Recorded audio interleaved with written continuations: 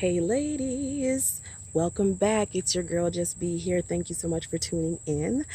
Today I have a topic that I feel like any woman who is alive today can appreciate, relate to, and find some value in. And I know that sounds really optimistic, but trust me, this is some good stuff.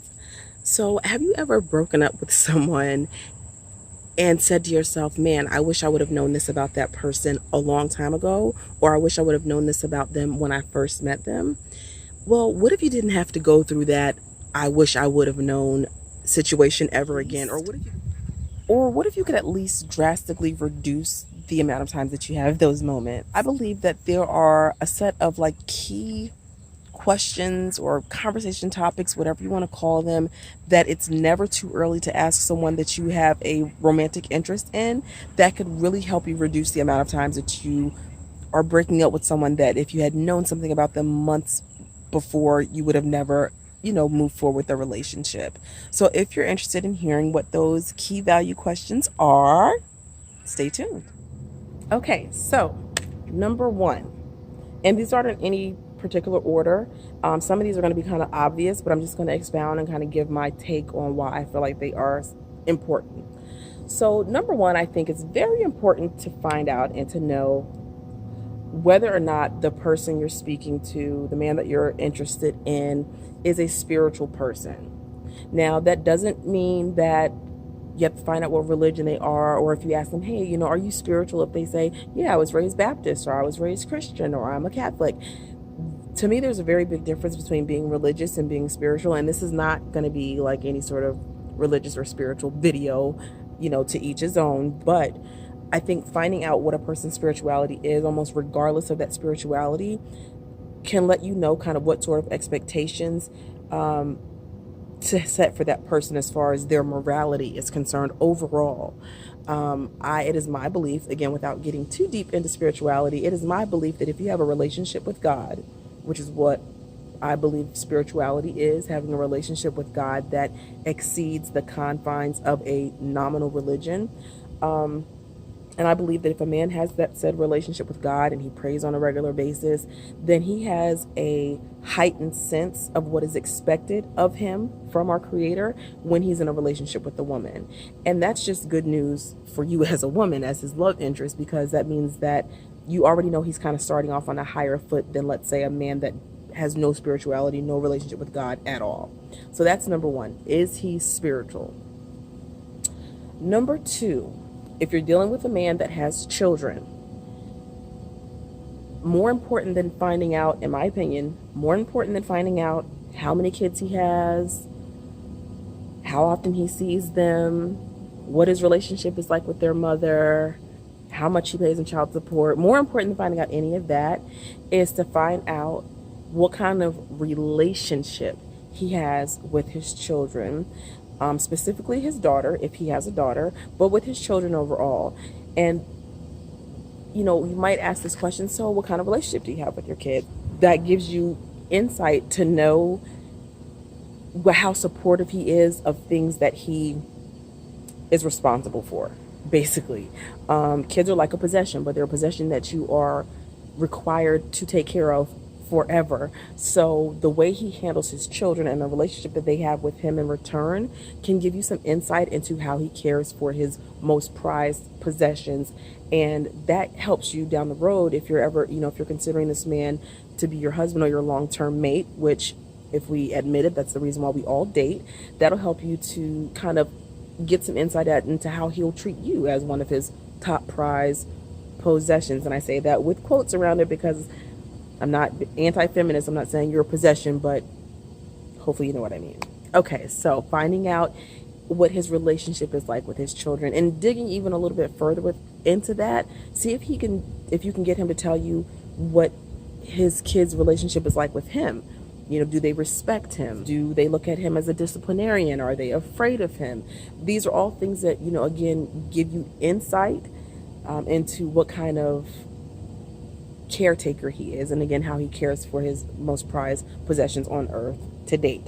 And none of these topics I feel like none of these these key values on their own or even together should cause you to like eliminate someone as a love interest altogether. Up, you answer this wrong, I'm done with you. But I'm just saying that these tips together, these covering these topics, can give you more insight into what type of person you're dealing with.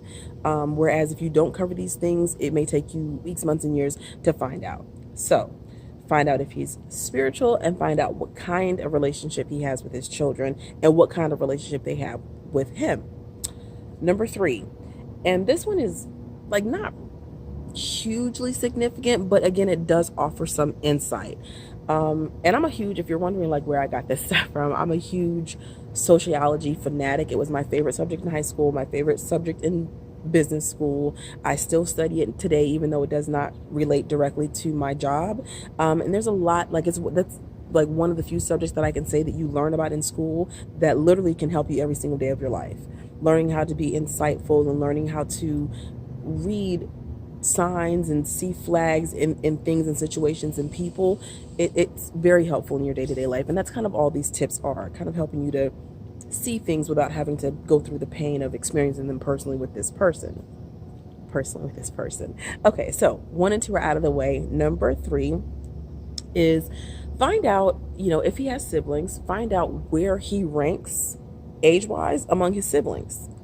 Now, this may seem like it's a silly thing to know and that it has no value in a relationship, but typically speaking, where a person falls in their family among their siblings can give you insight into their level of responsibility, level of expectations in a relationship, how much of a giver versus a taker they are, and you can probably already see where I'm going with this.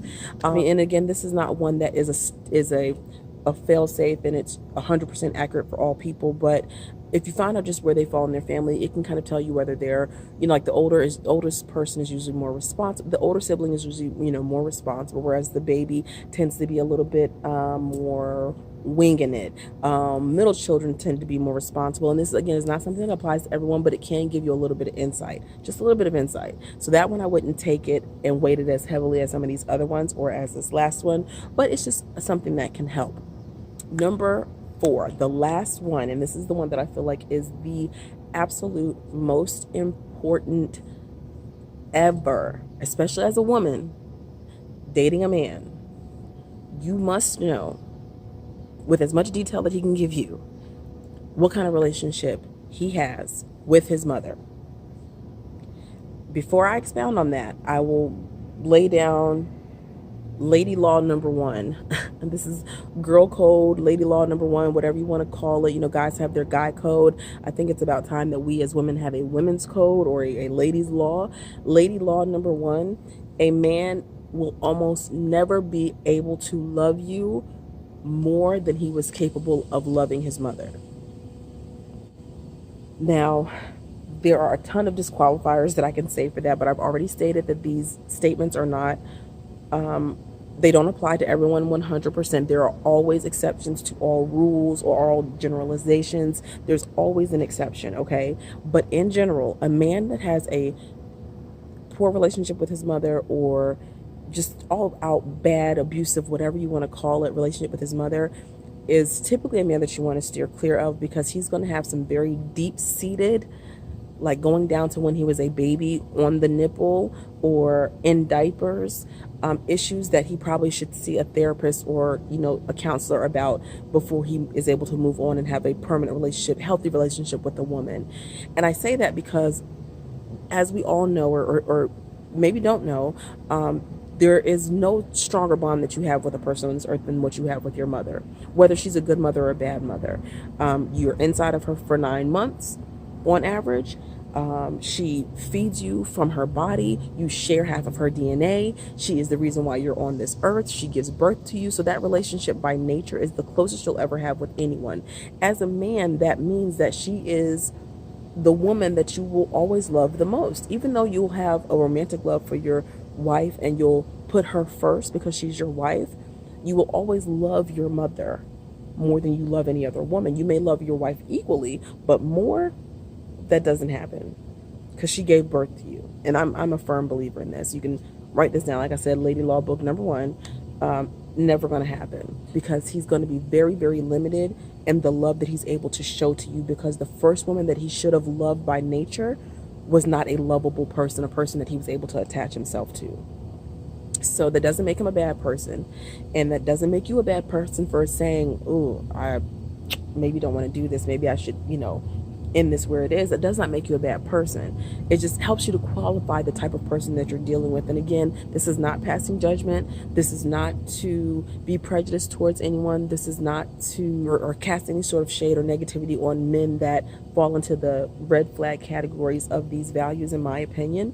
But I think as a woman, it's important to know who you're dealing with. And you don't know, it's not fair to you as a woman to be a year into a relationship and be wondering why this man just cannot understand the basic things about loving a woman and how to be nice to a woman, and he's just not sensitive enough, and he doesn't care if you cry or not. And then you come to find out that he has an absolute horrible relationship with his mother. Well, there you go. That's the reason. It really has nothing to do with you. It's because of this past issue that, if worked through and worked out, he could possibly overcome. But without doing that work, it's going to be a constant impediment to your ability to move forward with this person. So those are the 4 things. I hope this video comes together well, because I've already shot like 15 takes of it in about 50 different locations in this city. The sun has started to go down on Just Be for the ladies, but thank God we have a little bit of light left. Please forgive all the light changes and stuff like that. But yeah, that's it for this video. Those are my 4 tips or topics or questions that I feel like if you shoot them out within the first few days or weeks of knowing a person, it'll really help you to kind of whittle more quickly down to who the core of that person is. I'm not saying that the answers to these questions will help you to be able to read that person like a book, but it will help you to see more of who that person is truly on the inside based on your core values. Now, if you have any comments, if you like this video, please make sure you give it a big thumbs up. Comment down below and let me know if any of these tips seem helpful to you, or if you have any questions. I hope you enjoyed. Thank you for watching. If you haven't done so already, please subscribe, and I will see you next time. Peace. Can we just talk about where we going before we get